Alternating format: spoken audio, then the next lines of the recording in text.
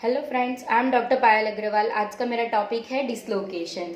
मैंने मेरी पहली वीडियो में बताया था शोल्डर पेन होता क्या है और उसके टाइप्स। जो पहला था रेडिएटिंग पेन, उससे मैंने एक्सप्लेन किया था। आज मैं सेकंड टाइप बताऊंगी डिसलोकेशन और उसे एक्सप्लेन करूंगी। डिसलोकेशन होता क्या है, उसे हम पहचानेंगे किस तरह से, किन चीज़ों की वजह से डिसलोकेशन होता है और उसका सोल्यूशन क्या निकालेंगे। ओके। डिसलोकेशन होता क्या है, कंधे का उतर जाना और कंधे में उसकी वजह से दर्द महसूस होना, उसे हम कहेंगे डिसलोकेशन। अब उसे हम पहचानेंगे किस तरह से, जब भी अगर हम हाथ को ऊपर की ओर लेकर जाए या फिर बाजू की ओर से ऊपर लेकर जाए या फिर हम राउंड मूवमेंट हमारे कंधे की करेंगे, तब हमें एक कट कर कर आवाज मिलेगी, तो उसकी वजह से हमें दर्द भी महसूस हो सकता है। तो हम बोल सकते हैं कि वो कंधे उतरने की वजह से है। अब जैसे कि हम कोई भी काम कर रहे हो, जैसे कि ऊपर हाथ ले जाने वाला दिन में लगातार वो काम हो रहा है, या फिर हम क्रिकेट खेलते हैं, तो अगर हम राउंड मूवमेंट लगातार हमारी होती है तो उस समय हमें कट करके साउंड, हमें आवाज मिलती है। अब मैं एक एग्जांपल बताऊंगी। जैसे कि ये एक बॉक्स है, ठीक है, ये पूरा भरा हुआ है, वजनदार है। अगर मैं इसे अपने दोनों हाथों से धक्का लगा रही हूँ या फिर एक ही हाथ से जिसमें मुझे दर्द है, तो हमें अगर कंधे में उसकी वजह से दर्द बढ़े तो हम बोल सकते हैं वो कंधे उतर जाने की वजह से हो सकता है।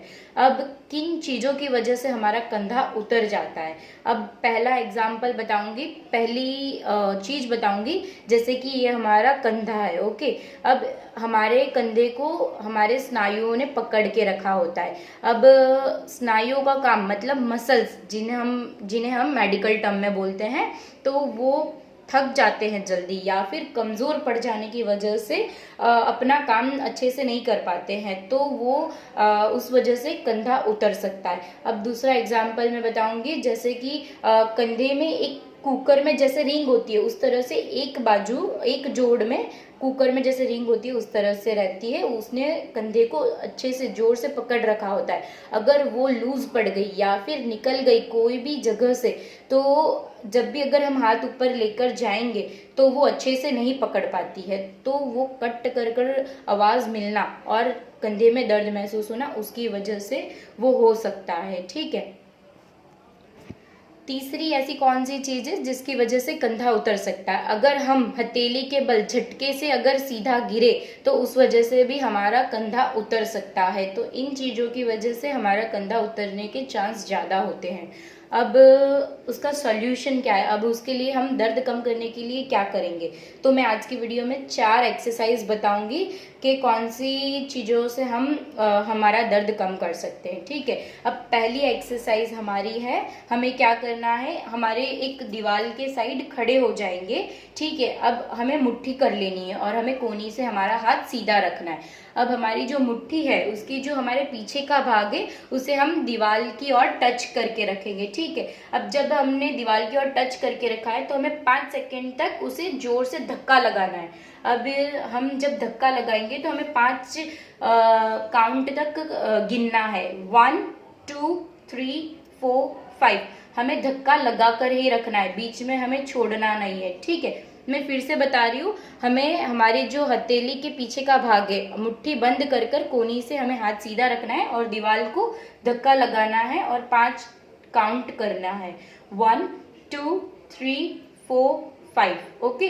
अब ये हो गई मेरी फर्स्ट एक्सरसाइज। अब सेकंड एक्सरसाइज कौन सी है, हमारी जो पहली उंगली है, ठीक है, उससे हमें मुट्ठी रखना है और पहली उंगली को दीवार की ओर टच करना है। हमारी कोहनी सीधी रहनी चाहिए और कंधे से हम उसे सीधा रखेंगे, ठीक है। अब हम सीधे खड़े हो जाएंगे, सिर्फ हमारी जो पहली उंगली है वो दीवार को टच होनी चाहिए और उसे हमें धक्का लगाना है, दीवार को बाजू की ओर धक्का लगाएंगे, ठीक है। और हमें 5 तक गिनना है, 1 2 3 4 5। ये हो गई हमारी सेकंड एक्सरसाइज। फिर से एक बार बता रही हूँ मैं सेकंड एक्सरसाइज। हमें क्या करना है, जो हमारी पहली उंगली है वो मुट्ठी बांध कर हमें दीवार को धक्का लगाना है और 5 तक गिनना है, 1 2 3 4 5। ये हो गई हमारी दूसरी एक्सरसाइज।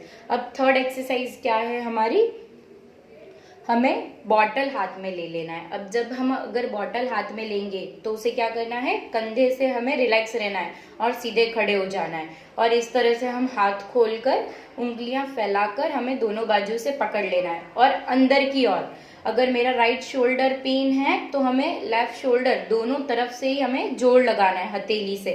हम हथेली को अंदर की ओर बॉटल को जिस तरह से दबाएंगे उस तरह से जोर लगाएंगे और 5 तक हमें गिनना है। 1 2 3 4 5। ओके, अब हमें इस तरह से हो गई हमारी तीसरी एक्सरसाइज। मैं फिर से एक बार बता रही हूँ, हमारे शोल्डर रिलैक्स होने चाहिए, हमें बॉटल को हाथ में पकड़ लेना है। हम चाहे तो कोनी से हमारे पेट को टच कर सकते हैं। हमें हमारी उंगलियां फैलाकर हथेली से पकड़ कर रखनी है बॉटल और उसे अंदर की ओर जोर लगाना है। हमें जोर कहाँ महसूस होगा, पीछे की ओर, हमारे कंधे में पीछे की ओर हमें जोर महसूस होगा। ठीक है, 1 2 3 4 5, 5 तक गिनती करनी है और ढीला छोड़ देना है। अब मेरी हो गई तीसरी एक्सरसाइज। अब मैं बताऊंगी मेरी लास्ट फोर्थ एक्सरसाइज कौन सी है। हमें क्या करना है, दीवार की ओर खड़े हो जाना है और हमारा मुट्ठी बंद रखनी है हमारी, और हमें कोनी जितना दिखे उतना ही खड़े हो जाना है सीधा। ठीक है, अब हमें कोनी से लेकर मुट्ठी तक हमें दीवार को बाजू की ओर धक्का लगाना है। अब जब हम धक्का लगाएंगे तो हमें 5 तक गिनती करनी है। 1 2 3 4 5। जब हम धक्का लगाए तो हमें बीच में छोड़ना नहीं है। अगर हमने छोड़ दिया तो हमें फिर से वो गिनती चालू करनी पड़ेगी। हमें फिर से करना है 1 2 3 4 5। ओके, ये हो गई मेरी फोर्थ एक्सरसाइज।